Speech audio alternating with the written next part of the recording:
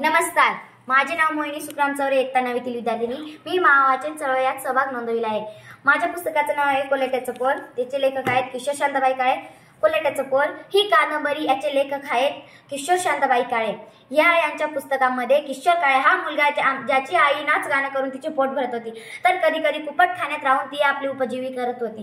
ज्याच्या पोटी जन्माला आलेला मुलगा किशोर काळे यांना आपले वडील सुद्धा माहित नव्हते. त्यांना आई असून तरी त्या आईचे प्रेम मिळाले नाही. तरी सुद्धा हा मुलगा आयुष्यात सर्व संघर्ष करीत डॉक्टर बनतो.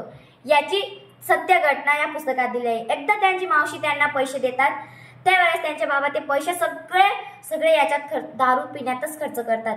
त्यावेळेस तो म्हणाला, बाबांवरती आवाज उचलतो, बाबा माझे पैसे का तुम्ही चोरलेत? बाबांनी इतकं मारलं, त्याने त्याचे सगळे पाठ पूर्ण निळी पिवळी झाली. परंतु बाबांनी त्यांना एकच सांगितलं, जीव जाईन एवढं मारीन, तुझ्या आईने इथं गाठोडं बांधून नाही दिलं तुला सांभाळायला. हे पुस्तक अतिशय चांगलं आहे, ते तुम्ही पण वाचा. धन्यवाद.